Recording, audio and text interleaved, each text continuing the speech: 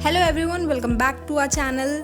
तो आज का सेशन हमारा है अप्रोचेस ऑफ टीचिंग ईवीएस के ऊपर, जिसमें हम देखेंगे कि ईवीएस में कौन कौन सी अप्रोचेस का यूज़ किया जाता है। तो आज हम 4 अप्रोचेस पर डिस्कस करेंगे, that is conceptual approach, process approach, integrated approach and scientific approach. चलिए स्टार्ट करते हैं। First one is conceptual approach. आपने देखा होगा कि कोई भी सब्जेक्ट पढ़ाते वक्त उसके कॉन्सेप्ट की नॉलेज होना बहुत ज़रूरी है। कॉन्सेप्ट कहते किसे हैं? Concepts are those which have some sets of characteristics. For example, we can say animals, birds, temperature. These are few concepts. आगे बढ़ते हैं। A teacher develop various concepts through activities, demonstrations and experiments. देखा होगा कि teachers बच्चों के जो concepts हैं वो किसके थ्रू क्लियर करती हैं? एक्सपेरिमेंट्स के थ्रू क्लियर कर देती हैं, या कुछ एक्टिविटीज़ के थ्रू कर देते हैं, या कोई भी कंटेंट को डेमोन्स्ट्रेट करके क्लियर कर देते हैं। नेक्स्ट आगे बढ़ते हैं। When the teacher gives the knowledge of various concepts to students using their senses and different methods and techniques are called conceptual approach. अच्छा, तो जब टीचर एक्टिविटी करवाती है तो देखा होगा बच्चों को अपॉर्चुनिटी मिलती है कि वो अपने सारे नहीं तो कुछ सेंसेस का यूज़ कर सकें, टच कर सकें, फील कर सकें, टेस्ट कर सकें, स्मेल कर सकें अलग अलग ऑब्जेक्ट्स को। ठीक है, जो नॉलेज बच्चों को सेंसेस के थ्रू मिलती है उसे बोलते हैं सेंसेशन। ठीक है, और जब ये सेंसेशन को एक मतलब मिल जाता है, एक मीनिंग मिल जाता है, तो वो बन जाता है परसेप्शन। अगर दूसरे शब्दों में कहें तो परसेप्शन में सेंसेशन और उसकी मीनिंग इंक्लूड की जाती है या इन्वॉल्व होती है। ठीक है, we can say in this approach the main focus is to develop concepts only. और ज़्यादा फोकस किस पे होगा? कंसेप्चुअल अप्रोच में मेन फोकस कंसेप्ट पे होता है, और साथ ही साथ ये भी लेके चला जाता है कि बच्चों को आप कुछ भी पढ़ा रहे हो, ठीक है, तो उसमें आपको चाइल्ड सेंटर्ड अप्रोच ही यूज़ करनी है। जैसे अब मैं आपको एक एग्जांपल देती हूँ। ट्री भी तो एक कॉन्सेप्ट है। अगर आप इस कॉन्सेप्ट को पढ़ाओगे तो इसके अंदर क्या क्या पढ़ाओगे? आप ये पढ़ाओगे कि ट्रीज़ की रूट्स होती हैं, स्टेम्स होते हैं, ब्रांचेस होती हैं, लीव्स होती हैं, फ्लावर्स होते हैं, काफ़ी सारे उसमें प्रोसेस होते हैं। तो ट्री अपने आप में ही एक कॉन्सेप्ट हो गया।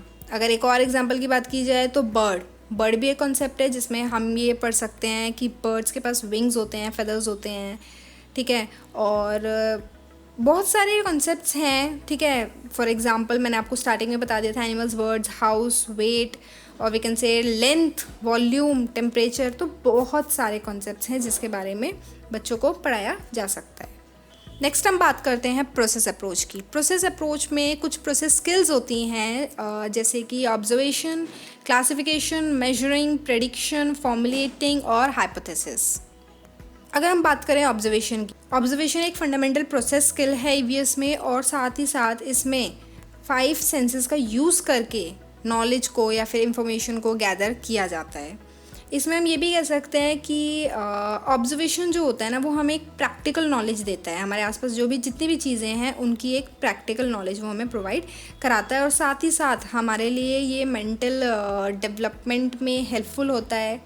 और हाँ, सबसे जो मेन पॉइंट है वो ये है कि ऑब्जर्वेशन में जो लर्निंग होती है वो ज़्यादातर उसमें जो नॉलेज आपने लर्न की है वो परमानेंट होती है, क्योंकि वहाँ पे आपने अपनी सेंसेस का यूज़ किया है, और जब भी सेंसेस का यूज़ होता है वहाँ पे नॉलेज परमानेंट ही होती है।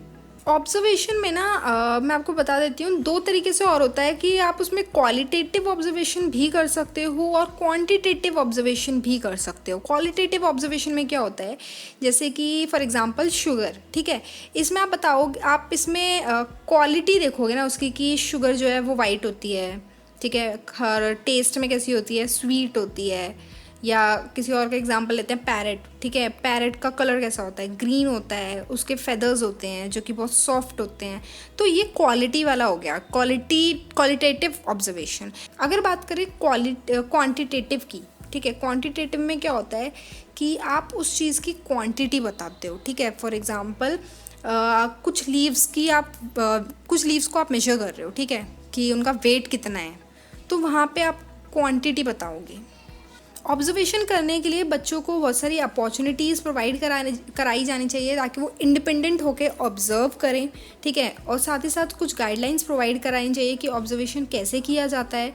जब बच्चे ऑब्जर्व कर रहे हों तो टीचर को एज अ फैसिलिटेटर और ऑब्जर्वर एक्ट करना चाहिए, और साथ ही साथ बच्चों को एनकरेज किया जाना चाहिए कि वो ऑब्जर्व करके सीखें।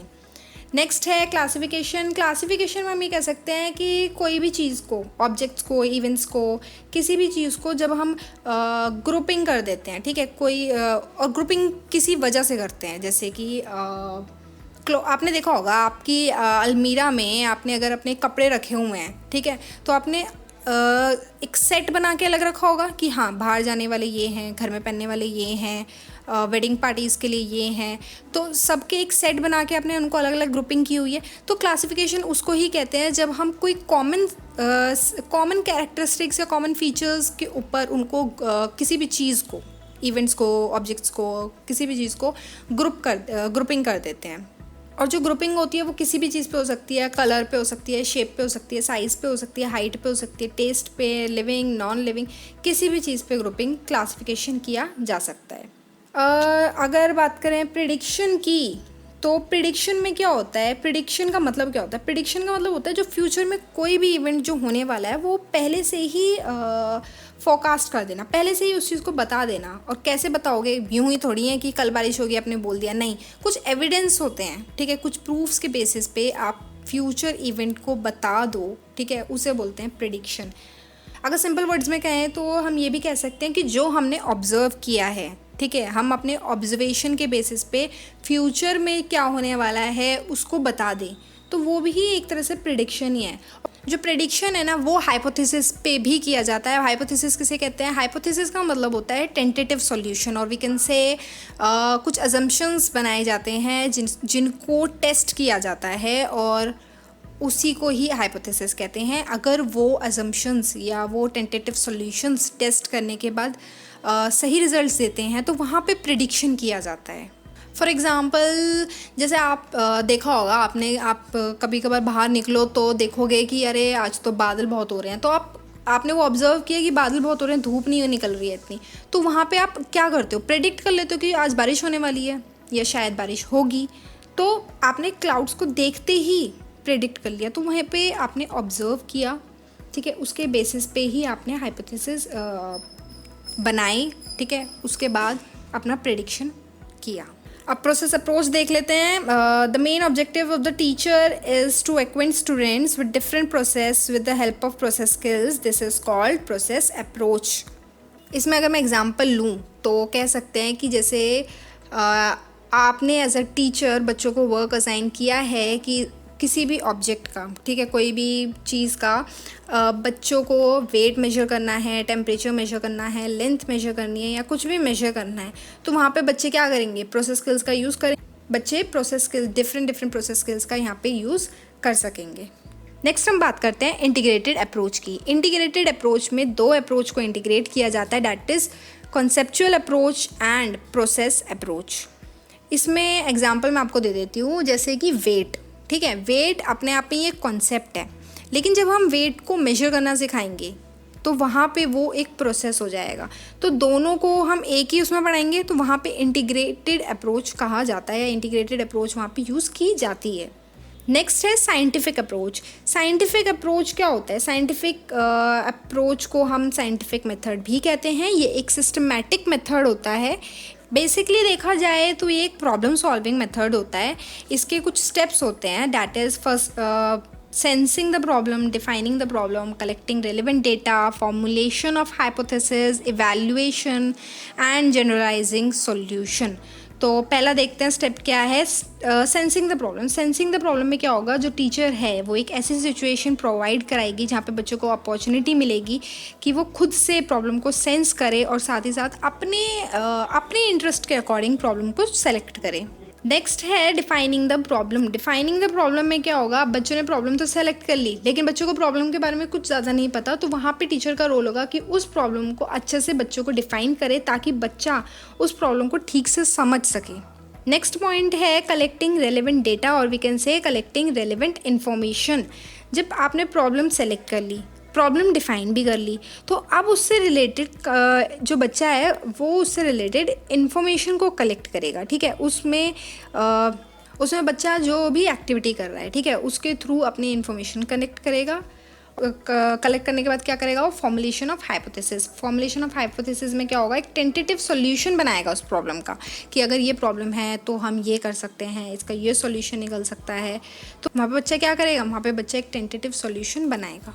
नेक्स्ट पॉइंट है इवैल्यूएशन। इवैल्यूएशन में क्या होगा, द चाइल्ड और the student will evaluate the higher, और we can say test the hypothesis. जो उसने टेंटेटिव सॉल्यूशन बनाया, अब उसको टेस्ट भी तो करेगा कि जो उसने सॉल्यूशन सोचा है, जो टेंटेटिव सॉल्यूशन उसका है, क्या वो सही है या गलत है। तो वो उसको इवैल्यूएट करेगा। अब इवैल्यूएट कैसे करेगा, उसको टेस्ट करके इवैल्यूएट करेगा। नेक्स्ट है जनरलाइजिंग सॉल्यूशन। जनरलाइजिंग सॉल्यूशन में क्या करेगा बच्चा, जो उसने हाइपोथेसिस बनाए थे, ठीक है, अगर उसके हाइपोथेसिस एक्सेप्ट कर लिए गए हैं, मतलब कि जो उसका टेंटेटिव सॉल्यूशन था वो सही निकला है, तो कहीं ना कहीं उसके कंक्लूजन्स आ जाएंगे और एक सॉल्यूशन उसे अपनी प्रॉब्लम का मिल जाएगा। नाउ वी कैन से कि जो हाइपोथेसिस थे वो एक्सेप्ट कर लिए गए हैं, कंक्लूजन निकल गया है, और साथ ही साथ एक सॉल्यूशन निकाल दिया है वह स्टूडेंट ने, जिससे कि नेक्स्ट टाइम जब कोई वो वही प्रॉब्लम जनरेट होगी तो उसके लिए एक सॉल्यूशन रेडी रहेगा।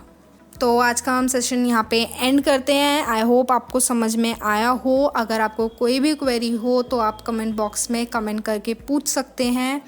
Thank you.